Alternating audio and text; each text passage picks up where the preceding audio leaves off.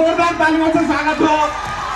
The explosion of the laughter and a master blaster of the laughter, Mr. Shailesh roader. जोरदार तालियों के साथ स्वागत। कुछ ही देर में हमारे सम्मानित अतिथि हमारे बीच में होंगे और उनके आते ही हमारे इस अखिल भारतीय कवि सम्मेलन का प्रारंभ हो जाएगा। आपसे अनुरोध है कि जहां जहां आपको जगह दिख रही है अपना स्थान ग्रहण कर लें। पीछे जो भी सम्मानित आगंतुक अतिथि आमंत्रित गणमान्य नागरिक हमारे खड़े हुए, आपसे भी अनुरोध है बैठ जाए एक बार, क्योंकि रात आज एक बहुत ऐतिहासिक और हसीन होने वाली है। हमारे बीच नगर परिषद धौलपुर की सभापति परम सम्मानीय खुशबू सिंह जी उपस्थित हो चुकी हैं। जोरदार तालियों से आप उनका स्वागत करें, अभिवादन करें। शरद महोत्सव के ऐतिहासिक कार्यक्रम इन्हीं के संयोजन में पूरे बोर्ड मेंबर्स की सहमति से किए जा रहे हैं और धौलपुर के इतिहास में पहली बार इतने बड़े आयोजन देखने के लिए मिल रहे हैं। तो मैं चाहता हूँ एक बार सम्मानित सभापति जी के सम्मान में जोरदार तालियां हो जाए। तो निश्चित रूप से इस प्रकार के जो प्रयास हैं जो धौलपुर की जनता के मनोरंजन के लिए किए गए हैं वे काबिले तारीफ है। 2 साल का जो समय था कोरोना काल, काफी डरावना समय था और उसके बाद ये इस प्रकार का आयोजन तो अपने आप में काफी आनंदित करने वाला रहेगा। जहां जहां तक मेरी आवाज आ रही है उन सभी से मेरी गुजारिश है, जो लोग पीछे खड़े हुए हैं बैठ जाएं। चंबल का पानी पीना और उसको बचाना शायद आसान नहीं है, लेकिन वहां से हास्य व्यंग का एक ऐसा कवि निकला। इस माटी की उर्वरा है कि जहां कठोरता होती है वहीं कोमलता होती है, जहां कठोरता है वहां व्यंग भी है। और सम्मानित राम बाबू शिकरवार जी हमारे बीच हैं, तो एक बार सभी कवियों के सम्मान में जोरदार तालियां बजा दें। हमारे सम्मानित सभापति नगर परिषद खुशबू सिंह जी, उप सभापति माया शर्मा जी, आयुक्त महोदय, नेता प्रतिपक्ष कुक्कू शर्मा और सभी बोर्ड के सम्मानित पार्षद ने यह प्रयास किया कि हमारा मेला जो कोरोना के बाद प्रारंभ हुआ ऐतिहासिक हो। और इस अवसर पर यही प्रयास है हमारा कि ज्यादा से ज्यादा अच्छे कार्यक्रम हो, ज्यादा से ज्यादा तादाद में दर्शक यहाँ आनंद लेने के लिए आए, उन्हीं के लिए सारी व्यवस्थाएं हैं। श्रीमती खुशबू सिंह जी हमारे आज के गेस्ट ऑफ द डे सम्मानीय अब्दुल सगीर खान साहब को मंच पर मां वाग्देवी के चित्र पर दीप प्रज्वलन और माल्यार्पण के लिए लाती हुई। पहले तो मैं सबको बहुत धन्यवाद करना चाहती हूँ कि आप इतनी संख्या में पधारे और हमारे नियमित कार्यक्रम में आप अपनी संख्या दिखाकर हमें ये एहसास करा रहे हैं कि हमने जो प्रयास किए हैं वो आपको पसंद आ रहे हैं। और जैसा कि पता है कि आज कवि सम्मेलन सुनने जा रहे हैं, तो अपने धौलपुर वालों के लिए अगर मैंने तो लाइन नहीं बोली तो आज कवि सम्मेलन मेरे लिए अधूरा माना जाएगा। तो 2 लाइन सिर्फ अपने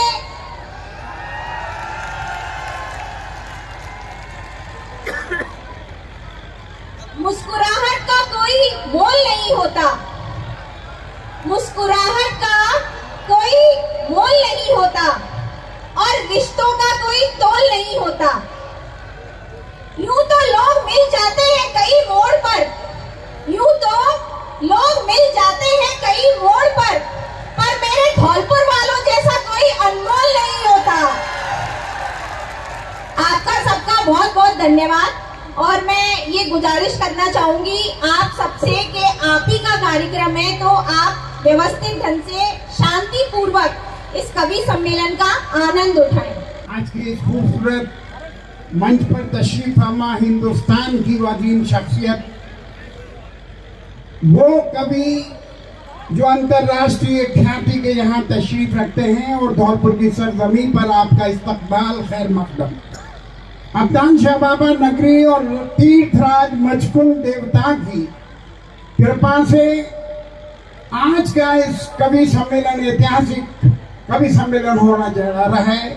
हमारी सभापति महोदया ने इतने खूबसूरत इतने अच्छे प्रोग्राम इस शरद महोत्सव में आयोजित किए हैं कि मैं उनका बहुत बहुत तहे दिल से शुक्र अदा करता हूँ और कामना करता हूँ कि उनके उज्जवल भविष्य की, क्योंकि ये कवि सम्मेलन है। और मैं इस कवि सम्मेलन की शान में उर्दू के 2 अशआर आपके सामने रखना चाहूंगा कि सवाल ये नहीं कि किसके हाथ में था पत्थर, सवाल ये नहीं कि किसके हाथ में था पत्थर, खता तो ये है मैं खुद कांच की दुकान में था। खता तो ये है मैं खुद कांच की दुकान और मेरी निगाह रही शहर की फसीलों पर छुपा हुआ मेरा कातिल मेरे मकान में था। बहुत बहुत धन्यवाद, थैंक यू। बहुत बहुत धन्यवाद जनाब अब्दुल सगीर खान साहब। और 2 लाइनों के साथ मैं मंच सौंपता हूं सम्मानित संजय झाला के लिए। सम्मानीय सभापति महोदय की तरफ से पढ़ना चाहता हूं कि हमारी कोशिशों को सराहो, हमारे हम राह चलो। हमारी कोशिशों को सराहो, हमारे हम राह चलो। हमने एक शम्मा जलाई है हवाओं के खिलाफ। नगर परिषद धौलपुर का यह प्रयास है कि अच्छे से अच्छे कार्यक्रम यहाँ आपको देखने के लिए मिले। तो मैं चाहता हूँ पुनः जोरदार तालियां सम्मानीय सभापति और पूरे बोर्ड के लिए और सम्मानीय हमारे आगंतुक कवियों के लिए। और आगे के संचालन की जिम्मेदारी के लिए मैं आग्रह कर रहा हूँ, एक बार जोरदार तालियों से आप उन्हें आदेशित करें। सम्मानित संजय झाला जी मंच की जिम्मेदारी संभालें। आदरणीय सभापति जी की ओर से, उपस्थित पूर्व विधायक महोदय की ओर से, राजस्थान सरकार की ओर से, भारत सरकार की ओर से और संयुक्त राष्ट्र संघ की ओर से मैं अपना हार्दिक स्वागत करता हूं। क्योंकि आप लोग तो स्वागत की मुद्रा में बिल्कुल है नहीं। कुछ पुलिस वाले डंडा लेकर एक विशेष प्रकार का स्वागत करने की मुद्रा में खड़े हैं। मैं चाहूंगा, हम राजस्थान के लोग हैं साहब, खुद की इज्जत खुद के हाथ में है। हम जानते हैं हमारा सम्मान कैसे कराया जाता है। यहां सबसे पहले निवेदन करूंगा कि ये जितनी भी रसिक जनता है, श्रोता है, पूरे उल्लास, उन्मुक्तता और मस्ती के साथ एक बार जोरदार तालियां बजाकर अपनी उपस्थिति का एहसास कराएं, यहां से लेकर वहां तक।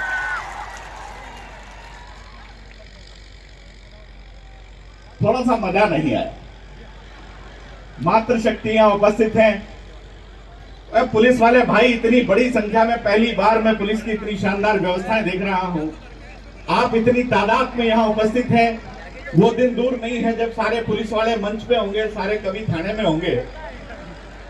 ये भी संभावित है, जो बलमा सिपहिया ये जो दंड लेकर खड़े हैं, आप लोग भी अपना स्थान ले लें। इधर जो लोग खड़े हैं भैया बीच में, आप लोग थोड़ा पीछे से इधर आ जाए प्लीज, कृपया। आप यहीं रहेंगे, आप लोग पार्षद होंगे निश्चित। मैं पार्षदों को प्रणाम करता हूं। पार्षद क्या है, इनका बड़ा पुण्य कर्म है। ये भगवान विष्णु के पार्षद हुआ करते थे। दुर्वासा ऋषि ने इन्हें श्राप दिया और ये धौलपुर में नगर पालिका के पार्षद हो गए। इसलिए मैं पार्षदों को कुछ भी नहीं कहूंगा। आप जहां चाहे वहां विराजें, आपका अपना धौलपुर है। इधर ये जो लोग व्यवस्थाएं बना रहे हैं, मैं चाहूंगा एक बार सब लोग बैठ जाइए, थोड़ा इसमें थोड़ा सा समय लगेगा, कृपया सर। और आइए मित्रों, इधर भाई साहब, आपको जो भी कृपया अपना स्थान लेने। ऐसा ये जो चंडमुंड अपना रुंड लेकर झुंड में खड़े हुए हैं, अचानक आप लोग बैठ जाइए, सब बैठ जाइए, सबको मैं व्यवस्थित कर लूंगा। आप लोग पीछे खड़े हैं, आ जाइए, आजा भरत भाई, आप भी विराजन अधिकारी हमारे, आपका बहुत बहुत स्वागत है। आइए और जरा जोरदार तालियां बजा दीजिए ताकि ये काफी यज्ञ प्रारंभ किया जा सके।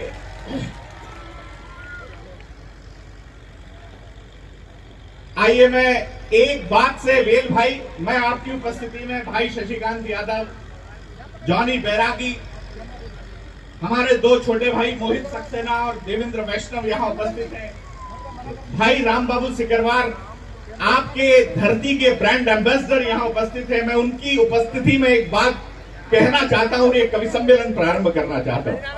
आदरणीय सभापति जी यहाँ विराजित हैं। मैं आपके समक्ष ये बात कहना चाहता हूँ कि इस समय जो कुछ होता है, समय बड़ा बलवान होता है।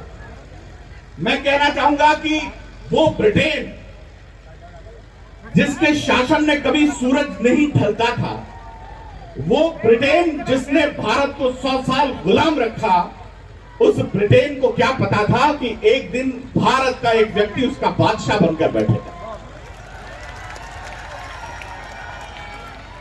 ये समय का प्रभाव है। और समय के लिए महाराज भरतरी कहते हैं कि वह रमणीक नगरी, वह प्रतापी राजा, जो कुछ है वो समय है, काल है। वह रमणीक नगरी, वह प्रतापी राजा, वह शक्तिशाली सामंत और उनकी विरुद्धावलियां गाने वाले वो चारण भाट, जो समय सबको नष्ट कर देता है। मैं ऐसे काल को प्रणाम करता हूं। महाभारत कहती है आदरणीय कबीर साहब महाभारत कहती है काल सृजति भूतानि कालम संवर्धे प्रजा। जोरदार तालियों के साथ। और मैं आदरणीय सभापति महोदय से गुजारिश करूंगा ससम्मान उन्हें मंच तक लेकर आए।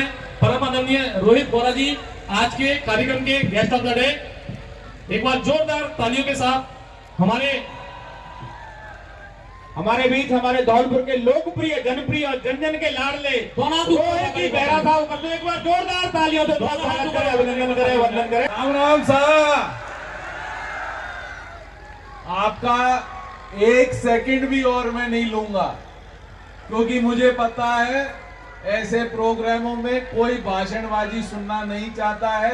मैं इतना ही कहना चाहूंगा कि आज की शाम कवियों के नाम और हम सब कवि महोदय से सब एक्सपेक्ट करते हैं कि शानदार कवि सम्मेलन सुबह 3 बजे तक आप लोग सुनो, शांति पूर्वक सुनो, जिससे आप और हम इन कवियों की कविताओं को खूब मजे से एंजॉय करें। राम राम साहब, जय हिंद, जय भारत। ये फोटोग्राफर आप भिन्न भिन्न मुद्रा में बहुत अच्छी सी फोटो खींच रहे हैं। आप इनकी खींच के क्या करेंगे? नहीं, फोटोग्राफर की बड़ी समस्या होती है। ये तो बहुत अच्छे फोटोग्राफर हैं। मुझे रोहित जी एक फोटोग्राफर मिला, बोले मैं वाइल्ड लाइफ फोटोग्राफर हूँ। वाइल्ड लाइफ फोटोग्राफर हूँ, मैंने घने जंगलों में जाकर खूंखार जानवरों की फोटो खींची है। तो एक व्यंग्यकार बोला, आप व्यंग्य सुनना चाहते थे, बोले मैंने जंगल में जाकर, घने जंगलों में जाकर खूंखार जानवरों की फोटो खींची है। तो एक व्यंग्यकार बोला, क्या आप विधानसभा गए? तालियां वालियां बजा दे जरा। मैं कवियों से भी बात करता रहूंगा। आपका परिचय कराता हूं, जरा आप खड़े हो जाएं। ये आपने वेशभूषा ये आप ही की है, बड़ी सुंदर वेशभूषा पहनी है। आप हैं मोहित सक्सेना। मित्रों, मोहित सक्सेना जाति से शिक्षक हैं। ये बड़े बंद में रहते हैं। एक बार इन्होंने मुझसे पूछा, बोले भाई साहब मैं कविता भी करता हूं, बच्चों को भी पढ़ाता हूं, मैं क्या करूं? मैंने कहा एक साधे सब सधे, एक काम करो, तुम तरक्की करोगे। इसने बच्चों को पढ़ाना बंद कर दिया और ये कविता करने लगा। आप देखिए, इसने इतनी तरक्की की कि आप लोगों के सामने बैठा हुआ है। पर ये ताली बजाने की बात नहीं है मित्रों। इससे ज्यादा तरक्की उन बच्चों ने की जिनको ये पढ़ा रहे थे। मोहित सक्सेना आगरा से हमारे बीच में है और इसी बीच में 2 और बड़े कवि उपस्थित हुए हैं। मैं उनकी उपस्थिति को प्रणाम करता हूं। आइए आइए, तेज नारायण जी। मैं उम्मीद से था कि आप अनु जी के साथ ही आएंगे।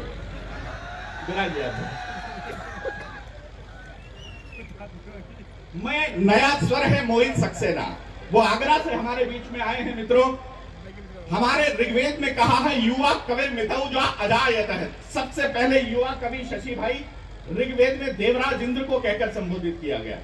ऋग्वेद जो संसार का सबसे पुरातन अभिलेख है, ये उस युवा कवि का प्रतिनिधि हमारे बीच में मोहित सक्सेना है। मैं चाहूंगा मेरे छोटे भाई के लिए जोरदार एक बार तालियां बजा दें। उनके पास में जो बैठे हैं, जो अभी अभी पधारे हैं, आप उन्हें गौर से देखें। उनके मस्तक से बाल ऐसे लुप्त हो गए जैसे वृक्षों की अंधाधुंध कटाई के बाद में मोहनजोदड़ो हड़प्पा की सभ्यताएं लुप्त हो गई। आप देखिए, बाल हैं कि बाल बाल बचे हैं। और लेकिन मैं कहना चाहूंगा मित्रों, वो ऐसा कवि है जो भले ही बाल बाल बाल बचे हों, लेकिन एक एक बाल की खाल खींच लेता है। ऐसा प्रखर व्यंग्यकार, इस देश का शिखर व्यंग्यकार तेज नारायण बेचैन हमारे बीच में है। ताई में बहुत सुंदर लग रहे हैं, जरा जोरदार तालियां बजा दें। एलटी ग्रुप के उपाध्यक्ष हमारे बीच में है। मैं आपको बहुत बहुत स्वागत करता हूं मित्रों, आपको प्रणाम करता हूं। और उनके बगल में जो उपस्थित हैं, ये केवल उपस्थित हैं, इनका क्या कर सकते हैं। लोग बॉडी बनाने के लिए जिम जाते हैं। मैंने इससे पूछा तुम क्या करते हो? बोले मैं जिम जाता हूं। ये इनका जो आकार विकार देख रहे हैं, ये एक प्रकार का, आपको ऐसा नहीं लग रहा जैसे ऋषिमुख पर्वत पर जामवंत बैठा हो? देवेंद्र वैष्णव हास्य का एक धमाका है, हास्य का एक विस्फोट है। जरा जोरदार तालियां उठे। अंता से हमारे बीच में भाई देवेंद्र वैष्णव हैं। आदरणीय विधायक महोदय, हमारी सभापति महोदय उपस्थित हैं, उनके पास में जो बैठे हैं मित्रों, मैं उनके बारे में एक बात कहना चाहूंगा। वेदव्रत वाजपेयी, वेद कहते हैं परिष्कृत विचारधारा को। वो इतनी बड़ी परिष्कृत विचारधारा है मित्रों कि जब आपके सामने काव्य पाठ करेंगे तो सर्वेंद्रियाणाम वीर रस को परिभाषित किया गया, जिसको सुनने से रोमावलियां पुलकित हो जाती हैं, सही अर्थों में वही वीर रस है। और इस देश के ऐसे बहुत कम कवि हैं जिनको सुनने से रोमावलियां पुलकित हो जाती हैं। वो एक परिष्कृत विचार है, उन विचारों का सार है। सार के लिए जरा जोरदार तालियां बजा दें इस देश के महनीय उद्भट कवि भाई वेदव्रत वाजपेयी जी के लिए। बहुत बहुत स्वागत है।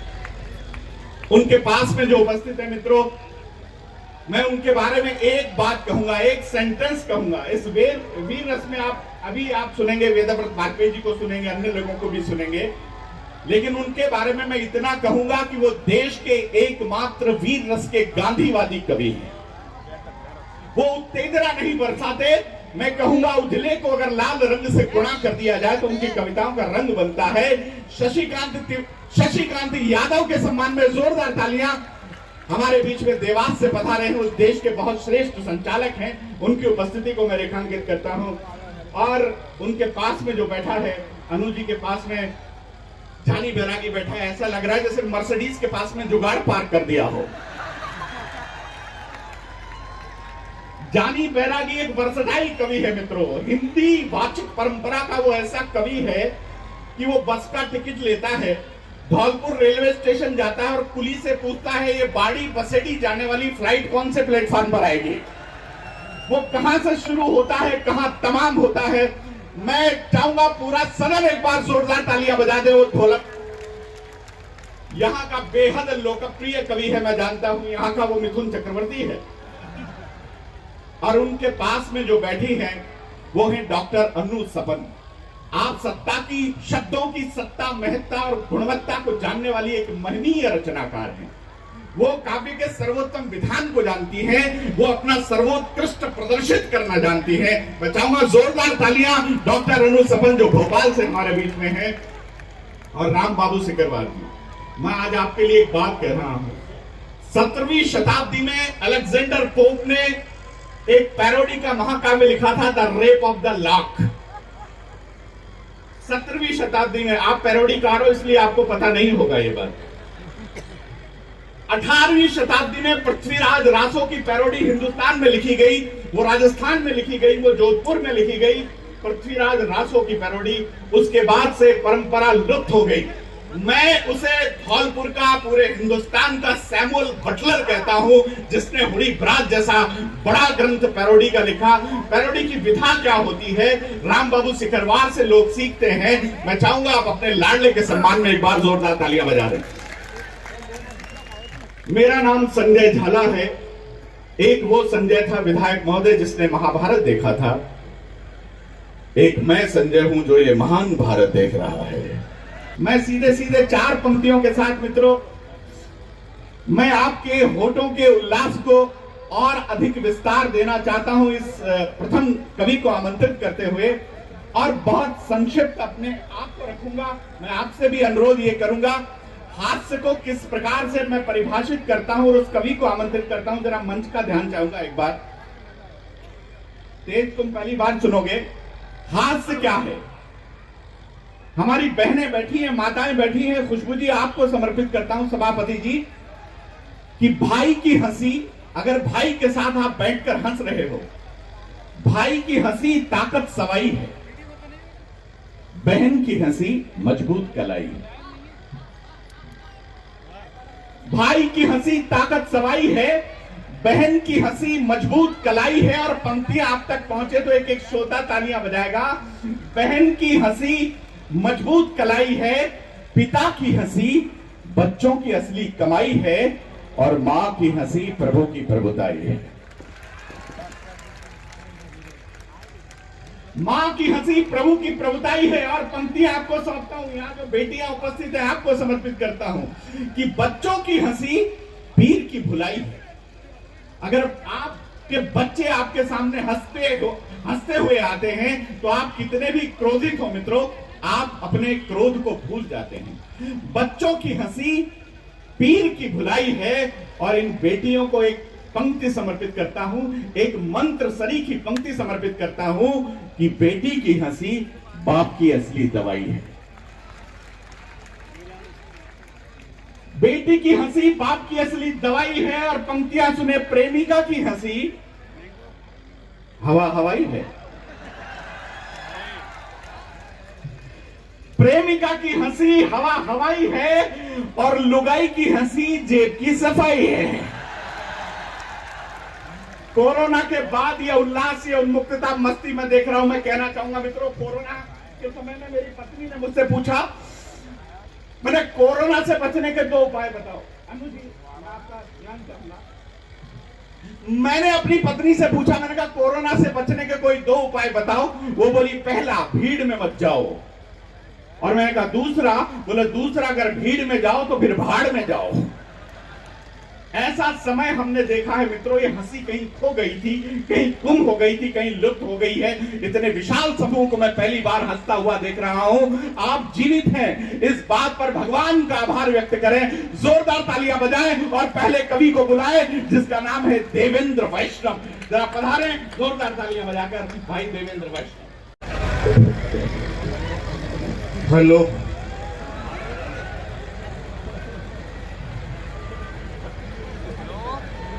भाई साहब, मेरी तो किस्मत ही खराब है। मैं तो कितना ही ऊंट पे बैठ के जाऊं, मेरे को तो कुत्ता काटे काटे। अभी भाई साहब बहुत देर से कह रहे हैं इधर इसको बंद कराने की, लेकिन बंद नहीं हो रहा। फिर कोई दिक्कत नहीं है। बहुत बढ़िया कवि सम्मेलन, देश के बहुत बड़े संचालक मंच का संचालन कर रहे हैं। सारे बड़े कवि मंच पे बैठे हैं। प्रणाम करता हूं मैं धौलपुर की यशस्वी सभापति महोदया खुशबू दीदी को, और रोहित जी बोरा जो कि राजा खेड़ा से विधायक हैं, बहुत बढ़िया विधायक हैं, उनको प्रणाम करता हूं। और यहाँ के कमिश्नर साहब और ब्रजमोहन जी और सभी कांग्रेस के और बीजेपी के सभी पार्षदों को मेरा प्रणाम, समृद्ध मंच को मेरा प्रणाम। और वो उधर योगी आदित्यनाथ जी बैठे हैं बीच में, बोर्ड कांग्रेस का योगी जी से साठगांठ, चलो बढ़िया, बहुत बढ़िया योगी जी बैठे हैं। इधर मेरे देखो 2 साधु भाई बैठे हैं इधर।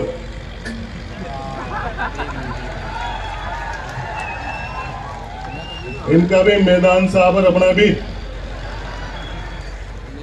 वैसे भाई साहब हमारे कोई ज्यादा दिक्कत नहीं है। मेरे साधु जी को और मेरे को ये समझ में नहीं आता सुबह का मुंह कहां तक धोना है। बाकी सब बढ़िया है। ये बहुत पुराना चुटकुला था। ये मैं बहुत ईमानदार आदमी हूँ। क्या मतलब आ रहा है फालतू की बातों से भाई साहब। वैसे मैं शशिकांत भाई साहब बहुत प्यार करते हैं मुझे, संजय भाई साहब बहुत प्यार करते हैं, करना भी चाहिए भाई साहब।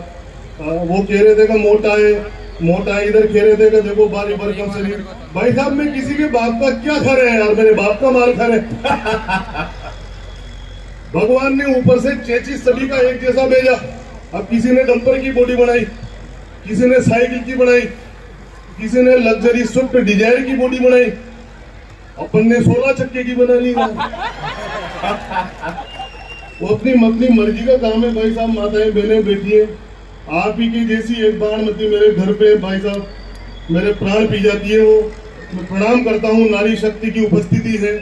बहुत जोरदार कवि सम्मेलन चल रहा है और धौलपुर के जाने माने शानदार प्यारे प्यारे जबरदस्त मेरे कुंवारे और शादीशुदा श्रोताओं को प्रणाम। ये कौन से थान का कटपीस है यार, तुम्हारी कसम इस छोरे के अंदर बहुत भारी एनर्जी है यार। और ये बच्चा बैठा इधर देखो, अभी कटपीस इतना तगड़ा है तो बताओ थान कैसा होगा। छोरे बहुत मजे में। धौलपुर के प्यारे प्यारे श्रोताओं, मैं पंडित देवेंद्र वैष्णव अंता से चल करके इधर, खैर कोई दिक्कत वाली बात नहीं भाई साहब, सभी को प्रणाम करता हूँ। ये मेरा तो भाई साहब पुलिस को देख दे दिमाग खराब होता है यार। पुलिस वालों को देखा ना और मेरा दिमाग खराब। कोरोना काल में क्या धोया रे इन्होंने अपन को यार, जो पटक पटके मारा भाई साहब। कोरोना काल में सबसे पहले तो भाई साहब ऐसा मंजर देखा दीदी अपन ने, हर 5 मिनट में, हर 2 मिनट में एक लाश गिर रही थी। और ऐसा मंजर देखने के बाद, ऐसा दौर निकलने के बाद भी धौलपुर में आप और हम सभी लोग यहाँ मिलकर के बैठे हैं और एक काव्य अनुष्ठान का आनंद ले रहे हैं। तो इसके लिए उस परम पिता परमात्मा के लिए एक बार आप तालियां बजा दे। वाह वाह। भाई साहब कोरोना में तो मेरे बहुत भारी संकट बच गया संजय भाई साहब, मेरे तो पूछो ही मत। सुबह देखूं पड़े रहो करीकर में, कहां जाए। सुबह देखूं मेरी लुगाई, दिन में देखूं मेरी लुगाई, रात में देखूं मेरी लुगाई, दूसरे की दिखी नहीं रही यार। ये सारे वही बैठे हैं मेरे महाजनों की, इधर देखो आप भाई साहब। उसको देख देख के मेरा दीदी दिमाग खराब हो गया, इतना दिमाग खराब हुआ मेरा। एक दिन मैंने उसको बोला, मैंने कहा तनु की मम्मी खाना बना के ला। मैंने कहा भूख लग रही है। अगली भाई साहब खाना बना के लाई, मैंने निवाला तोड़ा और मुंह में डाला, मेरा तो बेजा सड़ रहा था। मैंने कहा तनु की मम्मी इसमें तो स्वाद ही नहीं है। अगली ने दिल पे ले ली भाई साहब, फोन कर दिया कोरोना सेंटर में, मेरे पति को स्वाद नहीं आ रहा। तुम्हारी कसम भाई साहब, वो पुलिस वाले आए, डॉक्टर आए, मेरे को उठा करके ले गए, क्वारंटाइन कर दिया। एक समझदार डॉक्टर साहब आए, उन्होंने आकर के मेरे से कहा कि यार पंडित कवि देवेंद्र वैष्णव, ये बताओ पिछले 7 दिनों में तुम्हारे संपर्क में कौन कौन आया। मैं बामन आदमी भाई साहब, मैंने दिमाग लगाया। मैंने कहा मेरी लुगाई, मेरी सासू, मेरा साला, मेरा ससुरा, मेरा दादी ससुरा 80 साल का डोगरा पड़ा था 6 महीने से खाट पे, उसका भी नाम ले दिया भाई साहब मैंने। वो सीधा आदमी भाई साहब, क्या मतलब आ रहा है। ये भाई साहब मेरा पुलिस वाले, यार भाई साहब तुम गजब करते हो यार, क्या पब्लिक का क्या करा तुमने यार। डॉक्टरों ने तो पूछा भाई साहब कोरोना में पहले वाली वैक्सीन किधर लगी थी, इन्होंने नहीं पूछा। वैसे भी क्या भाई साहब, यहाँ की पुलिस बहुत बढ़िया। अजय भाई साहब, मैं ऐसा कुछ भी नहीं कह रहा हूँ, मैं बहुत बढ़िया बढ़िया बातें कर रहा हूँ और आप थोड़ा सा कृपा बनाए रखना है तो हंस उस के चले जाएंगे। और मैं क्या है कि ब्राह्मण सीधा आदमी हूँ, तो मैं क्या है कि चाहता हूँ कि मैं घर जाऊँ तो मेरी लुगाई और छोरे छोरी मेरी शकल पहचान ले। बहुत बढ़िया वो आप, खैर कोई दिक्कत वाली बात नहीं है। यहाँ की पुलिस बहुत बढ़िया भाई साहब। इन लोगों की वजह से ऐसे कार्यक्रम होते हैं, ऐसे भव्य कार्यक्रम होते हैं भाई साहब। अगर पुलिस वाले नहीं हो ना, अगर पुलिस वाले नहीं हो तो ऐसे भव्य कार्यक्रमों का आप आनंद ले ही नहीं पाते। एक बार पुलिस वालों के सम्मान में जोरदार ताली बजाओ। और वैसे भी यहाँ की पुलिस बहुत बढ़िया, किसी को भी परेशान नहीं करती, जो देते हैं चुपचाप रख लेती है। डैमेज कंट्रोल कर रहा हूं भाई साहब। क्या मतलब आ रहा है भाई साहब, तुम्हारा क्या है, तुम तो हंस के उसके चले जाओगे यार। हाँ, तुम्हें पता नहीं है कि इनके पट्टे पे क्या लिखा होता है। आओ प्यार करें, फिर मिलेंगे। तो ऐसी भाई साहब, मैं तो क्या है कि बहुत सीधा आदमी हूँ, फिर कोई मतलब वाली बात नहीं है। देश के बहुत बड़े कवि शैलेश जी लोढ़ा थोड़ी देर में मंच पर आने वाले भाई साहब। हाँ, मैं तो क्या है भाई साहब, मेरे साथ तो दीदी बचपन से धोखे हो रहे, बचपन से धोखे हो रहे। सबसे पहला धोखा तो मेरी सासू ने कर दिया मेरे साथ। हाँ, मैं पहली बार छोरी देखने गया, मैं तुमसे कह रहा हूँ, मैं पहली बार छोरी देखने गया और वहाँ पहली बार छोरी देखने गया तो वो चाय लेकर के आई, बढ़िया लाली लिपस्टिक लगा के, बढ़िया शानदार, बढ़िया कमर मटकाती हुई है भाई साहब वो। मैंने सोचा यार, मैंने कहा आइटम तो ठीक ठाक है यार, पर मैंने कहा यार पंडित देवेंद्र वैष्णव इतनी जल्दबाजी भी मत करो यार। तो मैंने स्टाइल से मेरी होने वाली सासू से पूछा, मैंने कहा आंटी जी तो क्या है। मैंने कहा 2-4 मॉडल और हो तो वो भी दिखा दो। तो नहीं तो सबसे बढ़िया मॉडल यही है। तो भाई साहब मैं उलझ गया। तो पहली बार देखने गया तो वो पसंद आई, लड़की जोरदार लगी, मेरा रोका हो गया। वाह। चाशनी में डूबी जलेबी सी बड़े खाए लगी, जोड़ी कंप्लीट भाई, काम चौका हो गया। शादी बाद जैसे ही दोबारा ससुराल गया, मामला समझ आया भाई, मौका खो गया और देख के मलाईदार 3 सालियों को सासू जी को बोला मेरे साथ धोखा हो गया। बहुत अच्छे। तुम्हारी कसम संजय भाई साहब, मेरे साथ बहुत तगड़ा। मैं तो मेरी लुगाई से परेशान भाई साहब, मेरी सासू से परेशान। जब भी मैं मेरी लुगाई को गया हूं, मैंने कहा तनु की मम्मी चाय बना दे, तो फालतू बातें करती है भाई साहब, मेरा कोई काम ही नहीं करती यार, इज्जत ही नहीं समझती अपनी, क्या मतलब आ रहा है पोकड़ की बातें। तो जब भी मेरी पत्नी जब भी मेरे मम्मी का फोन आ गया पियर में चलो, मेरे बाबूजी का फोन आ गया पियर में चलो, मेरे दादाजी का फोन आ गया पियर में चलो। अब दीदी मैं जैसे ही मेरे ससुराल में जाऊं, जाते ही मेरी सासू मेरा दिमाग खराब कर दे। जवाई जी फिर वही शर्ट पहन के आगे, फिर वही मोटरसाइकिल लेके आगे, बार बार एक ही एक शर्ट पहन के आते हो, एक ही एक मोटरसाइकिल लेके आते हो, तुम्हारी तो इज्जत नहीं है गांव में, हमारी तो है, हमारी इज्जत का तो ध्यान रखो। अब क्या कहूं भाई साहब सासू माँ से।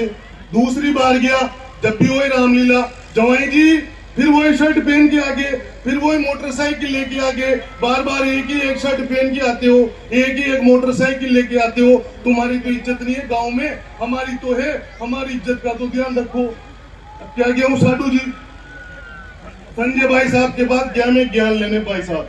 तीसरी बार मेरा ससुराल जाना हुआ, जाते ही जैसे ही मेरी सास बोली कि जवाई जी, मैंने कहा चुप रे, बार बार जवाई जी मैं तुम्हारी इज्जत का ध्यान रखूं, तुम मेरी इज्जत का ध्यान मत रखो। अरे तुम्हारे पास भी तो 3 छोरियां हैं, बार बार एक को ही क्यों बेच देते हो? तुम्हारी कसम भाई साहब कोई मतलब नहीं आ रहा। मैं मेरी पत्नी को कहूं, मैंने कहा तनु की मम्मी चाय बना दे, अजी का आज तो मेरे हाथ दुख रहे हैं। मैंने कहा तनु की मम्मी खाना ही बना दे, अजी का आज तो मेरी कमर दुख रही है।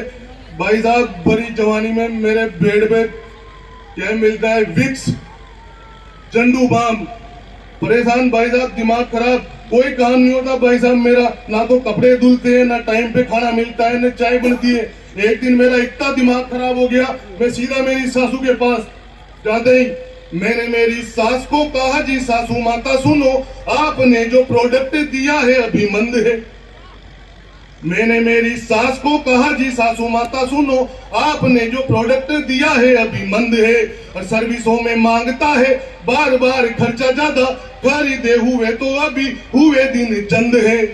कंपनी का लाभ नहीं मिल पा रहा है मुझे, दूसरा प्रोडक्ट दे दो, काम सारे बंद हैं। सासू माता बोली अब कहां से लाएंगे प्रोडक्ट, सन बाढ़ में से कंपनी का काम बंद है। तुम्हारी कसम भाई साहब, मैं अगर तुम्हें यहाँ खड़ा होकर के सराहूं ना, तो इसका मतलब ये मत समझना मैं छोटे मोटे खानदान का आदमी हूँ। मेरे खानदान बहुत बड़ा है, ये सारे कवि जानते हैं, बहुत बड़े खानदान का आदमी मंच पे खड़ा है। हल्के में मत देना धौलपुर वालों, मेरे दादाजी का आसपास के 50 गाँव में नाम चलता है दीदी, छोटी मोटी बात नहीं है। और मेरे दादाजी तो अपने देश में एक बहुत बड़ी देवी हुई, उसके परम भक्त हैं। देवी का नाम बताऊं क्या? आदरणीय सपना चौधरी। भाई साहब क्या मैं बहुत पंडित आदमी भाई साहब, सीधा आदमी, हाँ, लेकिन मैं क्या भाई साहब मेरी किस्मत खराब है यार, मुझे मेरी लुगाई सासू सब परेशान करे। वो शशिकांत भाई साहब, एक दिन वो मेरा छोरा मेरे पास आकर के आ गया, संजय भाई साहब, मेरा छोरा मेरे पास आकर के बोला तब पापा जी शाबाशी दो। मैंने कहा क्या करा रे चोटे तूने? तब पापा जी मैंने अपने खानदान का बहुत ऊंचा नाम कर दिया। मैंने कहा ऐसा क्या कर दिया छोटे? अरे कहा बाबूजी मैंने फेसबुक पे छोरियों के नाम से 5 आईडी बना रखी है। मैंने कहा साले बावड़े उठपटांग काम करता है, अपने बाबूजी को आकर के बताता है 2 टिकाए। भाई साहब मैंने उसके जो रोने लग गया, अब रोते रोते मैंने कहा फालतू बातें भी कर रहा है, और मैंने कहा रो भी रहा है। सम्मानीय शैलेश जी भाई साहब आ गए हैं। आइए मित्रों, आपको मैं बहुत बहुत प्रतीक्षा थी। Shailesh Lodha the star of evening मंच पर हमारे बीच में है, जरा जोरदार तालियों से स्वागत हो। The explosion of the laughter and a master blaster of the laughter, Mr. Shailesh Lodha. जोरदार तालियों के साथ स्वागत देवेंद्र के सम्मान में। शैलेश भाई साहब से मैं परमिशन ले लूं, भाई साहब बता रहे हैं। सभापति महोदया से मैं निवेदन करूंगा, जैसे कि मुझे आदेशित किया गया है भाई का कहना है कि बाद में हो जाएगा, एक बार इनका काव्य पाठ हो जाए, जरा पूरा एक बार उल्लास के साथ एक बार तालियां बजाते हैं भाई देवेंद्र के सम्मान में। आपके अपने तारक मेहता आज आपके सामने है, एक बार मेरे निवेदन पे आप जोरदार तालियां बजा दे भाई साहब के लिए। और अगर आपके पंडित देवेंद्र वैष्णव ने भी इतनी देर आपको खूब आनंद दिया हो तो एक बार शैलेश भाई साहब के सम्मुख मेरे लिए भी ओरिजिनल तालियां बजा दे। तो शैलेश भाई साहब, मैं ये खेरा था, मैं इनको मेरी परेशानियां बता रहा था इधर, वो मेरा छोरा अपन वहीं आ जाते हैं वापस। मैं केवल 5 मिनट आपके बीच में हूँ, जितना भी आपको आनंद लेना है ले लो, क्योंकि बहुत बड़ी टीम है और शैलेश भाई साहब भी मंच पे आ गए हैं। तो वो मेरा छोरा मेरे से आकर के बोला कि पापा जी मेरे को शाबाशी दो। मैंने कहा क्या करा रही चोटे तूने? तो पापा जी मैंने छोरियों के नाम से फेसबुक पे 5 आईडी बना रखी है। साले के 2 डिगाई मैंने जो रोने लग गया। मैंने कहा फालतू बातें करता है, अपने बाप को आकर के बताता है। तो खुशबू दीदी रोते रोते कह रहा है कि आपको नहीं बताऊं तो किसको बताऊं? मैंने कहा क्यों? तो बताना पड़ता है। मैंने कहा क्यों? कि जिस पिंकी के पीछे तुम 2 महीने से पढ़ रहे हो वो मैं हूं। बहुत अच्छे भाई साहब, मैं कह रहा हूँ आजकल टीवी चैनल के संस्कार जाने कहाँ चले गए हैं? आजकल जो अपना एक शो आ रहा है वाह भाई वाह, तारक मेहता का उल्टा चश्मा, ये देश के बहुत शानदार और मर्यादित कार्यक्रम है। लेकिन आजकल आलतू फालतू के टीवी चैनल पे यार भाई साहब आधे आधे कपड़ों में छोरे नाच रही है यार। इनको शर्म आनी चाहिए टीवी चैनल वालों को। कहाँ जाएंगे अपने देश के संस्कार? कहाँ जाएंगी अपनी आने वाली पीढ़ी? क्या सीखेंगी भाई साहब? रात को 12 बजे आप कोई सा भी चैनल लगा लो, आधे आधे कपड़ों में छोरे नाचती है भाई साहब, शर्म नहीं आती? अब एक दिन भाई साहब मेरी पत्नी भी पियर गई, मेरा छोरा इधर सो रहा, मैं इधर सो रहा, टीवी चल रही। हाँ भैया, रात के 12 बज रहे। हाँ भैया, अपन ने भी सोचा आनंद लो। टीवी पे चल रहा था आधे कपड़ों में गाना, वाह वाह वाह करो। टीवी पे चल रहा था आधे कपड़ों में गाना, बेटे ने कहा दूसरा चैनल तो लगाना। राजू तू सो जा बेटे, ये गरीब लड़की है, ज्यादा गरीब आए पापा मुझको जगाना। हमारी कदम भाई साहब, मैं बहुत सीधा आदमी, बहुत बढ़िया लंबी टीम है। मैं 4 पंक्तियां, 2 कौड़ी के लोग जब इस देश में आकर के खुशबू दीदी कह देते हैं कि चाहो तो हमारी गर्दन पर छुरी रख दो, लेकिन फिर भी हम भारत माता की जय नहीं बोलेंगे। मैं मेरे देश के मुसलमानों से, हिंदुओं से, सिखों से और ईसाइयों से बहुत प्रेम करता हूं साहब, लेकिन उन लोगों को गाली देता हूं जो भारत माँ की गाली के नाम पर ताली देते हैं। एक 2 कौड़ी के व्यक्ति ने टीवी चैनल पर आकर कहा कि हमारी गर्दन पर छुरी रख दो, लेकिन भारत माता की जय नहीं बोलेंगे। मैं 4 पंक्तियों में उस व्यक्ति की फाइल निपटा रहा हूं और चाहता हूं, मुझे बताने की आवश्यकता नहीं कि धौलपुर के लोग कविताओं को किस प्रकार से सम्मान देते हैं। अगर कहीं न कहीं अच्छी बात कह दूं तो यहां से वहां तक पूरा पांडाल तालियां बजा करके मुझे बताना कि देवेंद्र वैष्णव तूने बिल्कुल सही जवाब दिया। कम मछली की आंख भेद पाए वो ही पार्थ होगा, चक्रव्यूह तोड़ने को अभिमन्यु बोलेगा। मछली की आंख भेद पाए वो ही पार्थ होगा, चक्रव्यूह तोड़ने को अभिमन्यु बोलेगा। और भुजाओं में बल जिसके भी होगा हाथियों का, दुशासन की छाती के द्वार वो ही खोलेगा। सत्य की परख जिसको भी हुई आज तक, अश्वत्थामा हो तो अत युधिष्ठिर ही बोलेगा। और 4 बाप वाले के तो वश में नहीं है बात, भारत माँ की जय तो एक बाप का ही बोलेगा। वाह, भारत माता की, भारत माता की। 2 कौड़ी का चीन, 2 कौड़ी का पाकिस्तान भाई साहब, वो चीनी देखो आप, इंगी चिंगी मिंगी पोंगी। 2-2 कौड़ी के देश यार, क्या मतलब आ रहा है फालतू की बातों से? संजय भाई साहब, केवल 5 मिनट आपके बीच में हूँ। चीन में देखो भाई साहब, ये बार बार अपनी सीमा में घुसने का प्रयास करता है। 2 कौड़ी का देश चीन। चीन में देखो एक जवान 25 साल का कड़क लंबा चौड़ा आदमी, 25 साल का जवान आदमी, उसकी लंबाई देखो आप चीन में 4.5 फुट। ये लड़ेंगे अपन से। चीन में खुशबू दीदी चीन में 25 साल के कड़क जवान आदमी की आंख देखो आप, इतनी सी आंख, जैसे कि अपने घर में कोई नया बच्चा पैदा हुआ हो 2-3 दिन पहले। ये 4 पंक्तियों में निपटा रहा हूं चीन को, फिर मुझे समर्थन देना। तो चीनियों की आंखें देखो शर्ट के बटन जैसी, मानो इंडिया में नवजात पैदा हुए हो। चीनियों की आंखें देखो शर्ट के बटन जैसी, मानो इंडिया में नवजात पैदा हुए हो। और लंबाई में लगेंगे वो केवल 4.5 फीट, लगता है खेत में चने के झाड़ बोए हो। कभी ना मिलेंगे लंबू 6 फीट वाले वहां, पूछ लेना उनसे जो कभी चीन गए हो। और यदि गलती से दिख जाए 6 फुटिया तो मान लेना भारतीय बीज बोए गए हो। वाह, बहुत अच्छे। अंतिम 4 पंक्तियां पढ़ के और पढ़ू आपकी बड़ी कृपा है साथी। कि 4 पंक्तियां पढ़ देता हूँ, लंबी टीम है, शैलेश भाई साथ है ना। अंतिम 4 पंक्तियां पढ़ रहा हूँ और मैं चाहता हूँ कि गीत सुना दो भाई साहब, छोटा सा, ठीक है। 4 पंक्तियां पढ़ के गीत सुना देता हूँ और फिर उसके बाद में बैठ जाओ, क्योंकि बड़े लोग जब मंच पर विराजमान हो तो पूछ लेना चाहिए। और भाई साहब माइक वाले भैया, इसका थोड़ा सा आवाज वगैरह ठीक कर दो, आवाज बढ़ा दो थोड़ी सी। क्या हुआ भाई साहब, बैठो आराम से, कोई मतलब नहीं है, आराम से बैठो। ये देखो थोड़ी व्यवस्थाएं हैं, पहले कभी को तो साहब बाकी सब झेलना पड़ता है, ऐसा कुछ भी नहीं है। अकबर को धूल चटाई थी,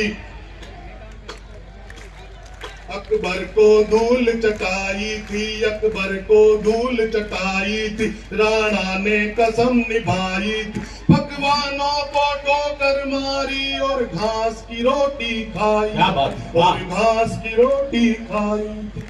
उस महाराणा प्रताप अकबर के लिए अगर राजस्थान की, महाराणा प्रताप के लिए अगर राजस्थान की पवित्र पावन धरा धौलपुर में खड़ा होकर अगर मैं 4 पंक्तियां नहीं पढ़ूं तो भाई साहब वो वीर पुरुष की आत्माएं, उनको शांति प्राप्त नहीं होंगी और वो कहीं न कहीं बुरा मान जाएंगी। उनको लगेगा कि अपने आने के बाद में, अपने प्राणों की आहुति देने के बाद में लोगों ने समर्थन देना बंद कर दिया, तो जो भी तालियां आप बजाएंगे वो उनके सम्मान में जाएंगी।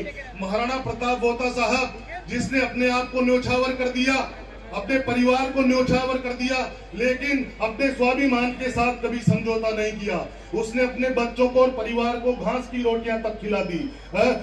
छोटा सा नन्हा सा अमर सिंह महाराणा प्रताप का पुत्र जंगल में भाई साहब जंगल जंगल घूम रहे थे, खाने को अन्न नहीं था, हाथ में घास की रोटी लेकर के खा रहा था। तब ये वन का विलाव आता है और उस रोटी को भी छीन करके ले जाता है। तब कहीं देश के बड़े कवि ने लेकर लिखा कि हरिया घासरी रोटी न जद बन बिलावड़ो ले भाग्यो, हरिया घासरी रोटी न जद बन बिलावड़ो ले भाग्यो, नन्नो सो अमरियो चीक बड़ियो राणा रो सोयो दिख जाग्यो। तो एक बार उस महाराणा प्रताप के सम्मान में तालियां बजा दीजिए। और जिस गीत को पूरे देश में जिस मान और सम्मान के साथ सुना जाता है उसी प्रकार से तालियों की रिदम के साथ सुनिए। और बिल्कुल नया गीत में आपके बीच में समक्ष केवल 8 पंक्तियों का गीत है। और अगर मैंने कहीं न कहीं आपको आनंद दिया हो तो मुझे लगना चाहिए कि यार वाकई धौलपुर में कविता के प्रेमी लोग हैं। सुनिएगा। अकबर को धूल चटाई थी, 1 2 3 4 तालियां। अकबर को धूल चटाई थी, राणा ने कसम निभाई, पकवानों को ठोकर मारी और घास की रोटी खाई थी, और घास की रोटी खाई थी, और घास की रोटी खाई थी। उस इंकलाब की जय बोलो, भोले का डमरू बन डोलो, राणा प्रताप को याद करो, भारत माता की जय बोलो, मातरम वंदे मातरम, मातरम वंदे मातरम। तालियां कमजोर हैं आपकी शहीदों के नाम पर धौलपुर वालों। क्या बात, हो उस जलिया बाग की दीवारें, तालियां, उस जलिया बाग की दीवारें खूनी संघर्ष दिखाती है, उस जलिया बाग की दीवारें खूनी संघर्ष दिखाती है, लाशों की गिनती क्या करते, छाती अब भी फट जाती है। खूनी चितड़ों की जय बोलो, बम भोले की बम बम बोलो, वो नदी खून की याद करो, भारत माता की जय बोलो, मातरम वंदे मातरम। गाइए एक बार साथ में, मातरम वंदे मातरम। पन्ना ने पुत्र दिया, कटवा पद्मावत ने भी प्राण दिए। तालियां। पन्ना ने पुत्र दिया, कटवा पद्मावत ने भी प्राण दिए, गौरी को भेद गया पृथ्वी, बरदाई ने परमाण दिए। बरदाई ने परमाण दिए। रजपूत शान की जय बोलो, उस शब्द बाण की जय बोलो, गोरी मिट्टी में मिला दिया, भारत माता की जय बोलो, मातरम वंदे मातरम। इस गीत की केवल अंतिम 4 पंक्तियां पढ़कर मैं अपना स्थान ले रहा हूं, लेकिन मुझे इन 4 पंक्तियों जिन्ना और प्यादों ने मिलकर, जिन्ना और प्यादों ने मिलकर शतरंज का साज सजाया था, औकात नहीं थी नंगों की, फिर भी एक मुल्क बसाया था, फिर भी एक मुल्क बसाया था। पत्रकार लोग यहाँ पर बैठे हो तो कोट करें, हिंदू मुस्लिम गंगा जमुनी तहजीब की 4 पंक्तियां पढ़ रहा हूं। गांठे बंटवारे की खोलो, क्या बात, वाह। गांठे बंटवारे की खोलो, हिंदू मुस्लिम मिलकर बोलो, ये हिंदुस्तान हमारा है, भारत माता की जय बोलो, मातरम वंदे मातरम। एक बार पीछे तक तालियां बजा दे, मातरम वंदे मातरम, भारत माता की। स्वर्ग की अधिष्ठात्री देवी माँ सरस्वती को नमन करता हूँ।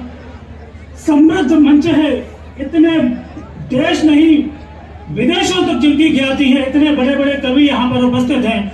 इस कवियों के मुक्तामणि को नमन करता हूँ। दादा मेरा प्रणाम स्वीकार करें। आदरणीय दादा शैलेश लोढ़ा जी की, आदरणीय जोनी बैरागी जी की, आदरणीय दादा वेदव्रत वाजपेयी जी की उपस्थिति है। मेरे सामने बैठे हुए आज के मुख्य अतिथि जी श्री रोहित बोहरा जी को नमन करता हूँ। आदरणीय अब्दुल सगीर जी विधायक जी को नमन करता हूँ। चेयरपर्सन साहिबा खुशबू जी को नमन करता हूँ। मैं मेरे मित्र बैठे हुए हैं विक्रम सिसोदिया जी, जिनका बहुत बड़ा योगदान है इस कार्यक्रम के, उनको भी प्रणाम करता हूँ। और तुम कविता पढ़ो, नमन मैं कर लूंगा। जी दादा। और धौलपुर की इस जनता को बहुत बहुत प्रणाम निवेदित करते हुए यहाँ से अपना काव्य पाठ आरंभ करना चाहता हूँ कि जिस धरती पर आते ही दिल की कलियां खिलती हैं, जिस धरती पर विंध्याचल से अरावली मिलती है, क्या बात, वाह। जिन कान्हा ने दुष्ट दलों से सबके प्राण बचाए, वो खुद अपने प्राण बचाने इस धरती पर आए। अरे पश्चिम में राम जानकी तो पूरब में है बनगंडी, साक्षात कैला देवी है झोला वाली चंडी। दोनों पहाड़ वाले सबकी मन्नत पूरी करते हैं। देव छठी के दिन प्रसिद्ध लखी मेले भरते हैं। अरे जहां लड़कियां मर्दानी और जिगरबाज लड़के हैं, जिसके बागी तेवर दर्शाते बीहड़ और भड़के हैं, जिसके बागी तेवर दर्शाते बीहड़ और भड़के हैं। रजपूताने का सिंह द्वार ये चंबल की घाटी है, इसको माथे पे धरला ये वीरों की माटी है। क्या बात, बहुत अच्छा। आभार। तो चलो चलो चलो धौलपुर की मस्ती में होकर के निर्भय डोलो और तीर्थराज मचकुंड की दोनों हाथ उठाकर जय बोलो। इस पावन धरा को नमन करने के बाद, जैसा कि परिचय दिया दादा ने कि वीर रस का कवि हूं और वीर रस के कवियों को ओज वीर रस क्यों पढ़ना पड़ता है, यहां से बात शुरू करता हूं कि यह धरा है पूछे इतनी जितनी पावन मां सिया है। वाह। यह धरा है पूछे इतनी जितनी पावन मां सिया है, किंतु जैसे रावणों ने हरण इसका कर लिया है और हम सब पुत्र हैं इसके बलि हनुमंत जैसे। सागर किनारे सोचते हनुमंत लांघे सिंधु कैसे, तो जामवंत बनकर रगों में जोश भरना पड़ रहा है और हनुमान का पौरुष जगाने ओज पड़ना पड़ रहा क्या है। बात, वाह वाह वाह। हम वीर रस के कवियों से दादा ये भी कहा जाता है कि आप इतने उच्च स्वर में क्यों बोलते हैं। आदरणीय दादा वेदव्रत वाजपेयी जी की उपस्थिति है। बताना चाहता हूं कि क्यों उन्होंने पूरा जीवन ये मंचों के लिए समर्पित किया, देश जागरण के लिए समर्पित किया।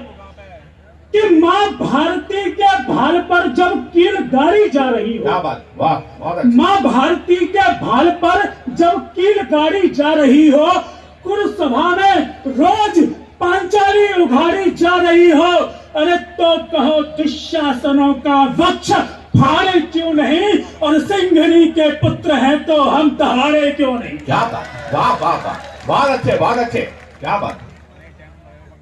दादा नैरेटिव बदलना पड़ेगा। हमको लगातार जो समझाया, जो सिखाया गया कि हम अहिंसक हैं, वार नहीं करते हैं। भारत की सीमाएं उत्तर में तिब्बत, पश्चिम में ईरान और पूरब में बर्मा और म्यांमार, इंडोनेशिया तक फैली हुई थी। जिस दिन से सम्राट अशोक ने खड्ग त्याग दिया, उस दिन से मेरे देश की सीमाएं छोटी होती चली गई। हम हाथ जोड़कर खड़े रहे, अहिंसक बने रहे, हमसे वो सारे देश अलग हो गए। हम हाथ जोड़कर खड़े रहे, अहिंसक बने रहे, भारत माता की छाती चीरकर पाकिस्तान और बांग्लादेश और नेपाल छीन लिए गए। अरे हम हाथ जोड़कर खड़े रहे, अहिंसक बने रहे, मेरी भारत माता के मस्तक के 2 टुकड़े कर दिए, एक चीन ले गया, एक पाकिस्तान ले गया। अरे शर्म आनी चाहिए। आज भी हम हाथ जोड़कर खड़े हुए हैं, अहिंसक बने हुए हैं, और हमसे खालिस्तान की, बंगाल की और केरल की मांग की जाती है। तब कहना चाहता हूं, आदरणीय दादा शैलेश लोढ़ा जी कहते हैं कि अहिंसक है, नपुंसक नहीं है। बात यह क्या परिभाषा थी वीर, हमारे भारत की वीर रस के बड़े कवि जगनिक ने आल्हा में कहा हम भारतीयों के लिए कि पहली वाणी में बोलत नहीं, दूजी में नहीं करते रार। उस बड़े कवि के लिए आपकी तालियां उठे। पहली वाणी में बोलत नहीं और दूजी में नहीं करते रार, और तीजी वाणी में छोड़त नहीं, मुंह में ठोक दई तलवार। क्या बात, वाह वाह वाह। तीजी वाणी में छोड़त नहीं, मुंह में ठोक दई तलवार। तब आपके सामने उद्धरण पेश करता हूं 2। पहला रामायण से कि वीर भुजाओं के बल पर ही विजय मंत्र पड़ता है, वीर भुजाओं के बल पर ही विजय मंत्र पड़ता है। अरे क्रूर काल के मस्तक पर पौरुष जीवन जड़ता है।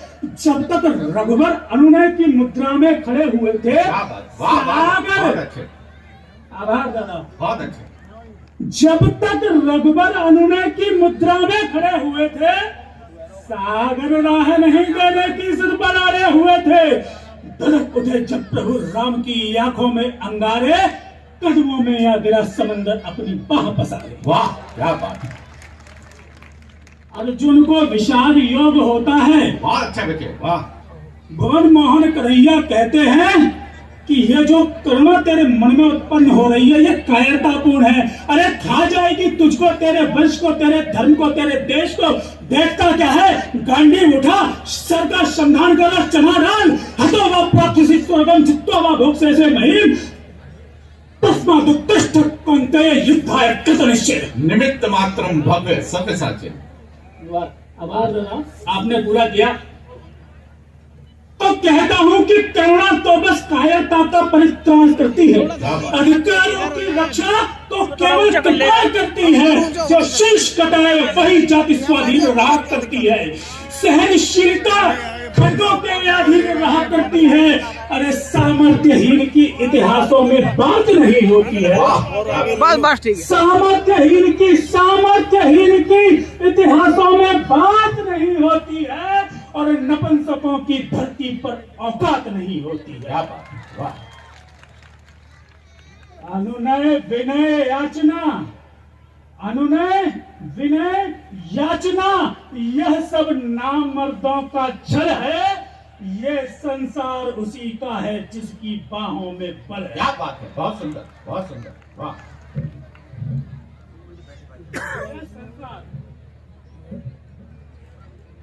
बल के लिए पानी पीना चाहता हूँ। पानी पी पी कर सुनाऊंगा। यह संसार उसी का है जिसकी बाहों में पल है। लड़के बैठे हैं, संबोधित करना चाहता हूं। ये लड़के हाँ यही लड़के, जी हाँ यही जवान लड़के। ये लड़के हाँ यही लड़के, जी हाँ यही जवान लड़के, जो अपने दिल से राजा हैं मगर हैं जेब से करके। ये लड़के हाँ यही लड़के, जी हाँ यही जवान लड़के। कि भारत मां जवानी से कभी बलिदान मांगेगी। भारत मां जवानी से समर्थन करना, भारत मां जवानी से कभी बलिदान मांगेगी। यही लड़के हैं जो अपने सरों का दान भी देंगे और जरूरत जब पड़ेगी देश पर कुर्बान होने की। यही लड़के हैं जो सरहद पे जाके जान भी देंगे। तिरंगा गाड़ेंगे शत्रु के पक्ष पे चढ़ के। ये लड़के हाँ यही लड़के, जी हाँ यही जवान लड़के। निवेदन ये करना चाहता हूं और देखना चाहता हूं कि इस धौलपुर की वीर भूमि से जब भारत मां का स्तवन किया जाएगा, जब भारत देशभक्ति की बात की जाएगी, तो ये धौलपुर कैसे सुनेगा। टिप्पणी यह कर देना चाहता हूं कि गीत नहीं लिख सकता हूं मैं कलियों और फुलवारी जैसा। आता नहीं कसीदे पढ़ना मुझे राग दरबारी जैसा। अरे झूठों की गर्दन पर मेरा शब्द चलेगा आरी जैसा। और मैं तो सच बोलूंगा चाहे सबको लगे कटारी जैसा। क्या बात, वाह वाह, बहुत। मैं तो सच बोलूंगा चाहे सबको लगे कटारी जैसा। बात ये कहना चाहता था मैं आपसे कि आप देखिए जब धारा 370 इस देश से हटाई गई, इमरान खान पाकिस्तान का प्रधानमंत्री बोला है हम यूएनओ जाएंगे, हम वहां का हस्तक्षेप मांगेंगे। अरे वो तो हमारे दुश्मन देश का प्रधान था, वो तो कह सकता था। लेकिन मैंने अपने देश में ये भी स्वर उठते सुने, ऐसे आंदोलन हुए जिनमें भारत मां को भारत मुर्दाबाद कहा गया, पाकिस्तान जिंदाबाद कहा गया। जम्मू कश्मीर की तत्कालीन मुख्यमंत्री ये कह देती है कि हम तालिबान को बुलाएंगे, हम तालिबान का आह्वान करेंगे। तब कहना चाहता हूं, मैं ये पढ़ना चाहता हूं कि हमारा देश एकता और अखंडता के साथ रहता है। हमारा देश एक ऐसा तिरंगा है 7 रंग से बना हुआ, ऐसा इंद्रधनुष है जिसमें कि सभी जाति धर्म बड़े प्रेम के साथ रहते हैं। लेकिन कुछ लोग हमारी एकता को तोड़ने की कोशिश करते हैं। तब पढ़ना चाहता हूं कि गद्दारों को नहीं भगाया तो गद्दार हम ही होंगे। हम अब अपने देश को और नहीं बंटने देना चाहते, गद्दारों को नहीं भगाया तो गद्दार हम ही होंगे। और देशद्रोह के थोड़े थोड़े हिस्सेदार हम ही होंगे। और अगर देश को गाली देने वाली जीव नहीं कीजिए, अगर देश को गाली देने वाली जीव नहीं कीजिए, तो फिर बंटवारे के फिर से जिम्मेदार हम ही होंगे। बहुत अच्छे बात ये कहना चाहता था मैं आपके सामने। वीर रस का कवि हूं तो उम्मीद की जाती है कि पाकिस्तान पे कोई पढ़ेंगे। पाकिस्तान कभी भी कविताओं का विषय नहीं रहता। मैं तो देश के अमर शहीदों पे कविताएं पढ़ता हूं। एक कविता आपके सामने पढ़ूंगा, लेकिन यदि 4 पंक्तियों में मैं पूरे पाकिस्तान को समेट दूं और उसके बाद एक भी बात ऐसी न रहे कि उसके लिए कही जा सकती हो। बेटा तू पाकिस्तान को समेटेगा तो ये लोग क्या करेंगे? दादा इनके लिए भी छोड़ दे। जी दादा कविता पढ़ता हूँ। कविता पढ़ता जैसा दादा का आदेश है कि समय कम है, धौलपुर की धरती पे खड़ा हूं। आप अपनी भाषा का आनंद लीजिएगा। यह धौलपुर की धरती है और इस धौलपुर में एक भाषा का ऐसा गुलदस्ता तैयार हो गया है चारों तरफ की भाषाओं को मिलके कि इतना रस आता है इसको सुनने में। आपके धौलपुर की भाषा में एक छंद प्रस्तुत करता हूं। भूमिका यह है कि धौलपुर का एक नौजवान सिपाही सीमा में भर्ती हो गया, सेना में भर्ती हो गया और दुश्मन की सीमा पे खड़ा है, दुश्मन के सामने। तो अपने धौलपुर की भाषा में क्या कहता है? धौलपुर का देशभक्त श्रोताओं बड़े गौर से सुनना, आपके समक्ष धौलपुर की भाषा में एक छंद प्रस्तुत करना चाहता हूं, ध्यान दीजिएगा। एक बार तालियां बजा के मुझे आदर्शित करें। देखिए अपनी भाषा का रस कि दूर दूर रहियो ढिमने को मत आइयो।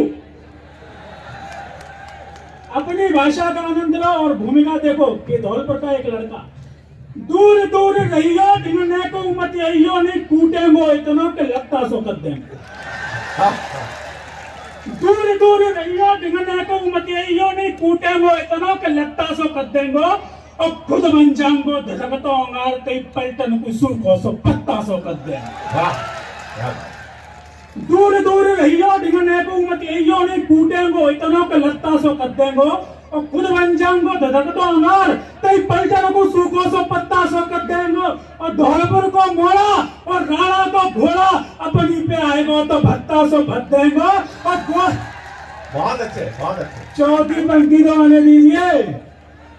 अरे धौलपुर को मोड़ा और राणा को घोड़ा अपनी पे आएगो तो भत्ता सो भत देंगो, और गोली बंदूक छोड़े हाथन ते तोए पे मारेंगो इतना पे कुत्ता सो भत देंगो। अच्छा लगा। दूसरा सुनिए क्या कहता है धौलपुर का लड़का, देशद्रोहियों से क्या कहता है कि धरती महतारी है प्राण तो प्यारी है, धरती महतारी है प्राण तो प्यारी है, गाड़ी भगोगे तो पछाड़ दे जाओगे। धरती महतारी है प्राण तो प्यारी है, गाड़ी भगोगे तो पछाड़ दे जाओगे, और खुशबू से महको जब भारत की बगिया में कांटे बनोगे तो उखाड़ दे जाओगे। धरती महतारी है प्राण तो प्यारी है, गाड़ी भगोगे तो पछाड़ दे जाओगे, खुशबू से महको जब भारत की बगिया में, अरे गाड़ी खुशबू से महको जब भारत की बगिया में गाड़ी भगोगे कांटे बनोगे तो उखाड़ दे जाओगे, और छाती अमनता लो न का भलवंसा मानो, नहीं मारे मारे रह पटे सुधार दे जाओगे। आभार। तीसरी मुक्ति वही प्यार दे देती है कि छाती अमनता लो न का भलवंसा मानो, नहीं मारे मारे रह पटे सुधार दे जाओगे, और खून है घोड़ाओ मत नरसिंह बनाओ, नहीं चांदनी पे धर के भाग दे जाओ। अंतिम 5 मिनट आप लोगों के बीच में उदाता एक कविता पढ़कर अपना स्थान लेता हूँ, केवल 5 मिनट। मैं क्या कर सकता हूँ, मैं क्या कर सकता हूँ, मैं लाचार हूँ। बहुत आभार, आपका इतना प्यार मिला धौलपुर की देशभक्त जनता। एक रचना आपके सामने 5 मिनट की प्रस्तुत करता हूँ। यहाँ पे कारगिल के शहीद के लिए एक रचना हो जानी चाहिए कि नहीं हो जानी चाहिए? जैसा आपका आदेश मिला एक रचना प्रस्तुत करता हूं। दादा ने बताया कि शिक्षक हूं, क्लास में था, एक दिन मैंने अपने बच्चों से पूछ लिया कि बच्चों अपने नेशनल हीरोज के बारे में जानते हो क्या? बच्चों ने अलग अलग हीरोज बताए, किसी ने बताया सलमान, किसी ने शाहरुख, किसी ने विराट कोहली। तब मुझे लगा कि एक कविता ऐसी लिखनी चाहिए जिससे कि हम अपने देश के हीरोज के बारे में बता सकें। कविता प्रस्तुत करता हूं आपके सामने। 21 साल का नौजवान था कैप्टन सौरभ कालिया। उसकी पहली सैलरी भी नहीं आई थी दादा, उसकी पहली सैलरी भी नहीं आई थी, और उसको कारगिल से बुलावा आ जाता है। 3 महीने हुए थे केवल नौकरी में लगे हुए, कारगिल से बुलावा आ जाता है। अपनी माँ से कहता है, कविता यहाँ से प्रारंभ होती है। क्या कहता है माँ से कि माँ मैं अब चलता हूँ, मेरा फर्ज बुलाता है मुझको। माँ मैं अब चलता हूँ, मेरा फर्ज बुलाता है मुझको। दूर कारगिल से मिट्टी का कर्ज बुलाता है मुझको। पहली तनख्वाह आएगी, मैं चेक साइन कर जाता हूँ। तुम जो चाहो मंगवा लेना, जल्दी वापस आता हूँ। तनख्वाह तो आई, तनख्वाह तो आई, तनख्वाह तो आई, पर उससे पहले एक चिट्ठी आई। तनख्वाह तो आई, पर उससे पहले एक चिट्ठी आई। अरे बेटा वादा तोड़ गया, वापस उसकी मिट्टी आई।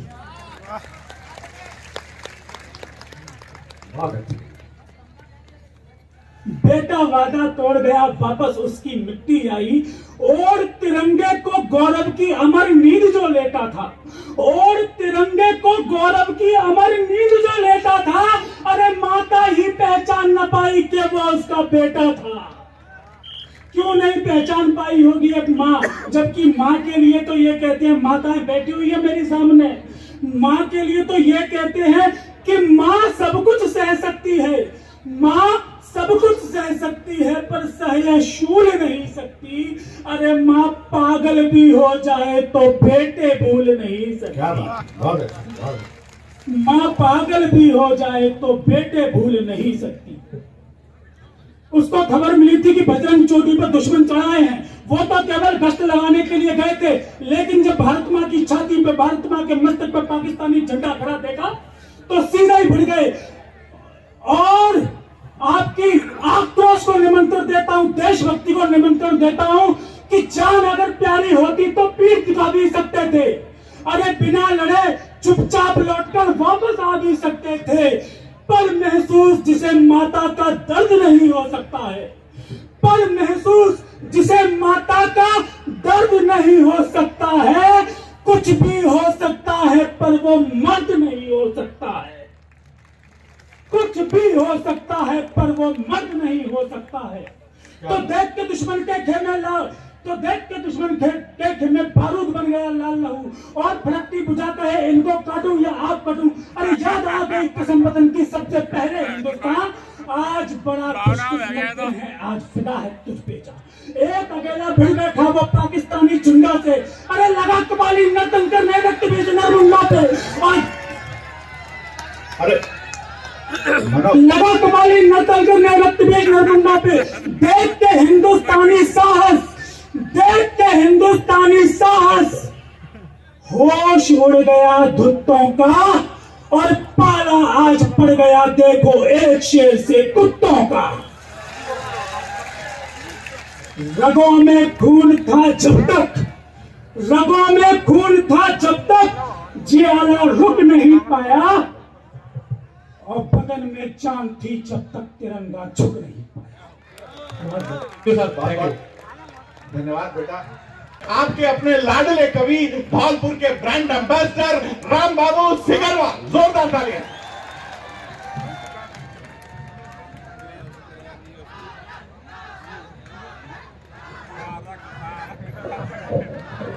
दस मिनट में अपना काम करना है, मात्र 10 मिनट आपके बीच में हूं, लेकिन इस 10 मिनट के अंदर मुझे बता देना कि मैं जिस धौलपुर में रहता हूं मुझे कितना स्नेह दे करके आप लोगों ने पूरे देश में भेजा है। 4 पंक्तियां आपके बीच में रखता हूं और अपनी बात शुरू करना चाहता हूं। और यहां से वहां तक जो हुजूम बैठा है, एक निवेदन 1 मिनट का इसलिए करना चाहता हूं कि हमारे धौलपुर में लोकप्रिय तारक मेहता टीवी स्टार और कवियों के इतने हितैषी, वाह वाह क्या बात है, वाह भाई वाह, बहुत खूब, सब में मुझे उन्होंने बुलाया और वो आज मेरे घर पे आए। हाथ उठा करके SLS लोढ़ा जी का सम्मान कर दीजिए, बहुत बहुत आभार। अब 4 पंक्तियां आपके बीच में रखता हूं, सीधे सीधे बात करूंगा साहब। इन भाइयों ने बहुत ज्यादा खून खच्चर कर दिया, बहुत ज्यादा पड़ गई है, लेकिन अच्छा पड़ा, उन्होंने समय का ध्यान नहीं रखा। सुनिएगा,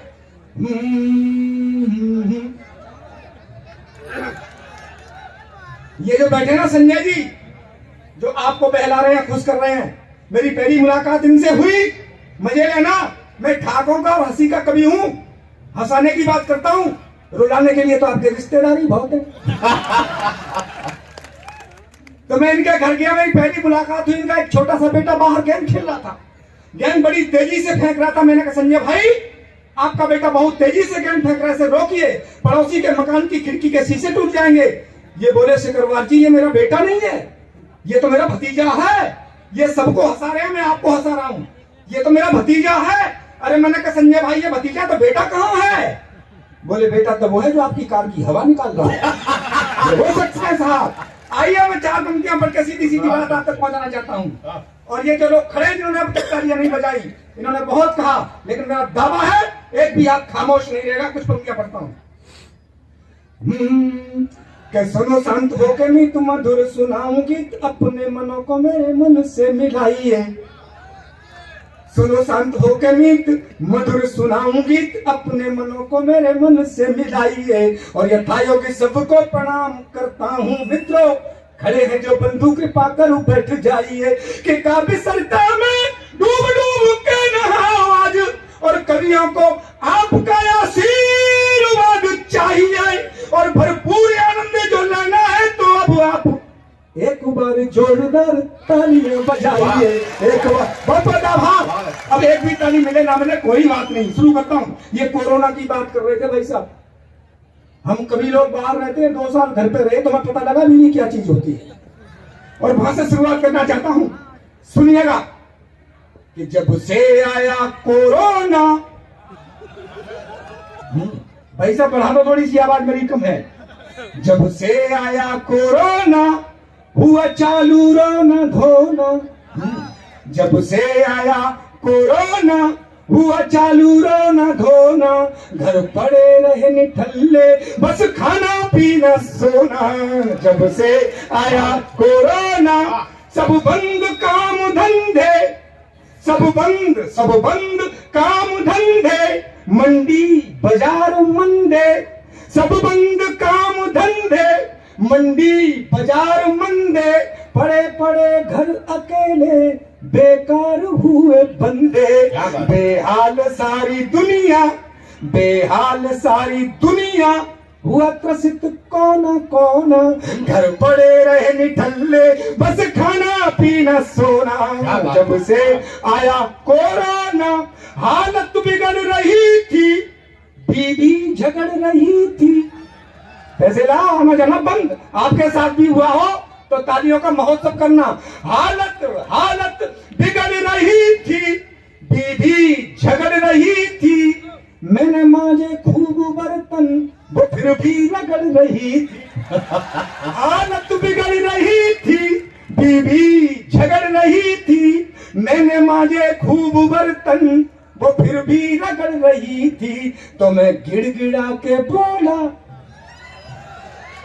मैं गिड़गिड़ा के बोला, सॉरी डार्लिंग माई मोना, घर पड़े रहे निठल्ले बस खाना पीना सोना। जब से आया कोरोना, अंतिम पंक्तियां पढ़ता हूं, जो शेष तालियां हो मेरे खाते में सारी मुझे भेज देना और आनंद आएगा, मेरा दावा है। ये हम जो कभी लोग हैं ना, बाहर खाने पीने की आदत है तो घर की रोटी अच्छी नहीं लगे, हमारा हाजमा खराब हो गया, तब कहता हूं सुनिए, आपके साथ भी ऐसा हुआ हो तो मजे लेना, तालियां बजाना। बाहर का खाना पीना छूटा कई महीना, क्या बात। होटल का ढाबे का खाना पीना छूटा कई महीना, बिन चाट पकौड़ी के जीना भी क्या कोई जीना। बाहर का खाना पीना छूटा कई महीना, बिन चाट पकौड़ी के जीना भी क्या कोई जीना। तो सपने में दिख रहे थे, सपने में दिख रहे थे भल्ले बड़ई के दोना, घर बड़े रहे निठल्ले बस खाना पीना सोना। जब से आया कोरोना। 2 मिनट की एक कविता पढ़ करके बैठता हूँ, सुनिए। मैं किसान हूँ, आप भी लोग किसान के बेटे हैं। मैं कविता के माध्यम से दर्द भी पढ़ना चाहता हूँ। शैलेश भाई कहते हैं कि कविता में दर्द भी होना चाहिए, हंसी के साथ साथ। सुनिए, किसानों की बात करके और अपना स्थानों से मैं सोचता हूँ सब ये सोने की चिड़िया है देश, तो वो चिड़िया उड़ कहाँ गई। 4 पंक्तियां पढ़ता हूँ, सुनिए। कि ऋषि मुनियों का ज्ञानी कर्म योगियों का देश, ऋषि मुनियों का ज्ञानी कर्म योगियों का देश, तो सोने की चिड़िया का ऐसा हाल कैसे हो गया। ऋषि मुनियों का ज्ञानी कर्म योगियों का देश, तो सोने की चिड़िया का ऐसा हाल कैसे हो गया। और रात दिन मेहनत कर कर चूर हुआ, फिर भी किसान बदहाल कैसे हो गया। कि जीत के चुनाव राजनीति में जो पहुंच गए, अब आपका समर्थन मिलना चाहिए, आप किसान के बेटे हैं। जीत के चुनाव राजनीति में जो पहुंच गए, उनका घर शीघ्र माना माल कैसे हो गया। और कल तक जिनके पैरों में जूतियां भी न थी, आज कोठी बंगले ये कमाल कैसे हो गया आज। और ये कमाल क्या हुआ, छोटी सी पलट सुनाता हूं कि चौतरफा गंदगी है, दिखे नहीं सफाई, ना कोई राजनीति सिद्धांत कोई भाई। तालियां कमजोर है, साथ साथ बजाइए। चौतरफा गंदगी है, दिखे नहीं सफाई, ना कोई राजनीति न सिद्धांत कोई भाई। बस सपा कांग्रेसी जद हो या भाजपाई, सब चट्टे वट्टे एक ही कुंडली के के सगे भाई, कुर्सी की तमन्ना है, कुर्सी की है लड़ाई, कैसे भी मिले कहीं मिले खाने को मलाई। ये भ्रष्टाचार सबकी ही पोल खोलता है, महंगाई से लुटा पिटा ये देश बोलता है क्या? चिंता ता चिंता चिंता चिंता ता ता, चिंता ता चिंता चिंता चिंता ता ता। अरे जनता बेहाल है और शासन में दोष है, शासन में दोष है और जनता बेहाल है। गली गली मोहल्ले में बैठे दलाल है, नेता और अफसर सभी माला माल है, नेता और अफसर सभी माला माल है। भूखा मजदूर और किसान कंगाल है। चिंता ता चिंता चिंता चिंता ता ता। तो कईयों को जैसे तैसे देकर कुछ पैसे वैसे, कईयों को जैसे तैसे देकर कुछ पैसे वैसे मिल भी गई सीट। आपका क्या होगा हे हाथी वाली, आपका क्या होगा हे हाथी वाली। माना सब गिर गए नीचे लेकिन तुम सबसे पीछे, माना सब गिर गए नीचे लेकिन तुम सबसे पीछे। आप नरेगा के मजदूरों की तरह खड़े हो, तालियां वालियां बजाओ। आपका क्या होगा हे हाथी वाली। हाथी वाली बोली होना क्या था, हो गया। अरे मैंने कहा क्या हो गया कि मैं पगली हो गई हूं, वाह मैं पगली हो गई हूँ, सीट सब खो के सीट सब खो के, मैं पगली हो गई हूँ, सीट सब खो के सीट सब खो के। मेरी मेहनत सब बेकार हो गई, इतनी तगड़ी हार हो गई, मेरी मेहनत सब बेकार हो गई, इतनी तगड़ी हार हो गई। सोच रही हूँ कैसे हो गया ये, खुद से करती हूँ बातें दिन कटे न कटती रातें, खुद से करती हूँ बातें दिन कटे न कटती रातें। अब सीटों की खातिर दुबली हो गई, मैं पगली हो गई, सीट सब खो के सीट सब खो के। अन्ना ही मत करो, ताली बजाओ, हाथ पकड़ो एक बार। अन्ना, आप सोच रहे होंगे ये अन्ना क्या बीमारी है।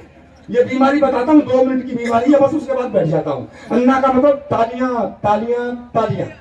शैलेश जी तक पहुंचना, ताली बजानी पड़ेगी आपको। अन्ना अन्ना। मोदी जी कह रहे हैं भ्रष्टाचार खत्म कर देंगे, मैं कह रहा हूँ कैसे खत्म कर देंगे, बड़ी मुश्किल से पाल पोस के हमने बड़ा किया है, आप कैसे खत्म कर देंगे।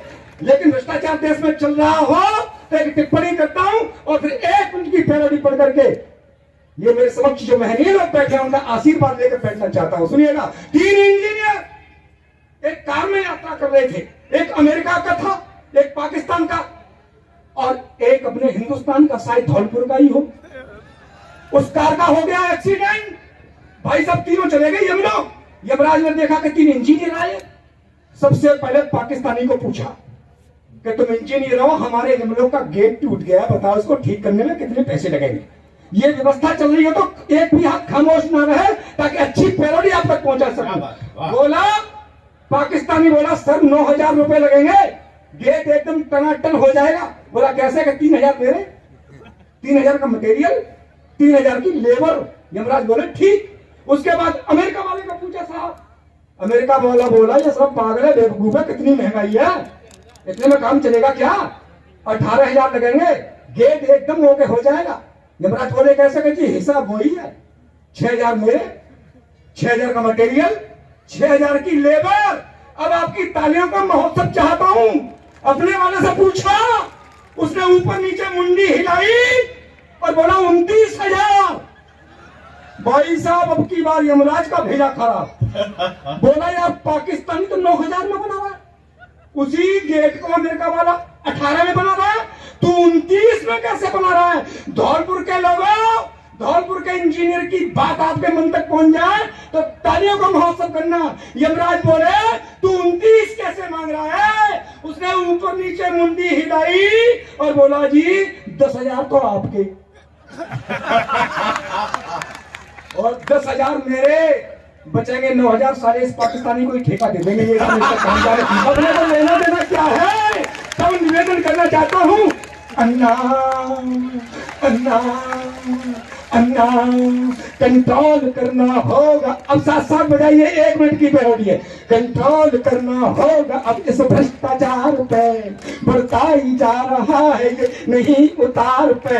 मंत्री संतरी नौकर नेता और ऑफिसर, मंत्री संतरी नौकर नेता और ऑफिसर सभी खाने में मस्त, देश की किसे फिक्र। सभी भ्रष्टों को भेजो तिहाड़, दिलवा के सजा लोकपाल से। सभी भ्रष्टों को भेजो तिहाड़, दिलवा के सजा लोकपाल से। फिर अन्ना आज निज देश के हालात तो बड़े मंदे हैं, कुर्सी पर बैठे हुए नेता मद में अंधे हैं। सभी को होड़ है ज्यादा से ज्यादा खाने की, सभी की सेटिंग 2 नंबर के धंधे हैं कि मेरा इंडिया इन्होंने बदनाम किया रे। अब जा रहा हूं, इनकी पूरी करो जांच पड़ताल, निकाल के संसद के हॉल से। सभी भ्रष्टों को भेजो तिहाड़, दिलवा के सजा लोकपाल से। इनको कुर्सी से खींचो मेरे यार, चिपके देते जो फेविकोल से। अन्ना बहुत बहुत आभार, बहुत बहुत धन्यवाद। मेरी विदाई करिए, हाथ उठाकर तालियां बजाइए। बहुत बहुत आभार, धन्यवाद। को जब मथा गया तो उसमें से 14 रत्न निकले, धेनु धनु धन्वंतरी अमीय बाज गजराज श्री रंभा वारुणी, 14 रत्न निकले। जो 15वां और सप्लीमेंट्री रत्न था वो था भ्रष्टाचार। अब आपका ध्यान क्या होगा, 15वां और सप्लीमेंट्री रत्न था वो था भ्रष्टाचार। थोड़ी देर के लिए कैमरा आप इधर करते हैं मित्रों। 3 चीजें, सारी अच्छी अच्छी चीजें देवता ले उड़े और दैत्यों के हिस्से में केवल 3 चीजें आई, एक जहर, एक शराब और एक भ्रष्टाचार। दैत्य इन तीनों चीजों को लेकर भगवान भोलेनाथ के पास गए और भगवान भोलेनाथ से बोले, हे भोले, दारू पर तो हमारा कॉपीराइट, ये दारू तो हम किसी को नहीं देंगे, लेकिन ये जो जहर है और ये जो भ्रष्टाचार है, इन दोनों में से आपको एक चीज लेनी पड़ेगी। मैं धौलपुर की जनता को समर्पित करता हूं, उससे अगले कवि को बुलाना चाहता हूं। ये जो जहर है और ये जो भ्रष्टाचार है, इन दोनों में से आपको एक चीज लेनी पड़ेगी। भगवान भोलेनाथ बोले, अगर मैं भ्रष्टाचार को भी अपने गले लगाऊं, इससे तो अच्छा मैं जहर पी जाऊं। भगवान भोलेनाथ ने भी भ्रष्टाचार लेने से इनकार कर दिया। बचा भ्रष्टाचार जो दैत्यों के हिस्से में आया, दैत्यों ने उसे मजबूरी में अपने गले लगाया और परिणाम स्वरूप, चमत्कार स्वरूप दैत्यों ने अपना अगला जन्म भारत में सांसदों और विधायकों के रूप में पाया। भ्रष्टाचार कैसे समाप्त हो सकता है? लेकिन एक ऐसा कवि है जो जब भी खड़ा होता है भ्रष्टाचार को समाप्त करके मानता है। वो पता नहीं किस किस को समाप्त करता है। मंच का ऐसा धुरंधर वर्सटाइल कवि जिसको हम जानी बैरागी के नाम से जानते हैं। जरा जोरदार तालियां एक बार भाई जानी बैरागी के लिए।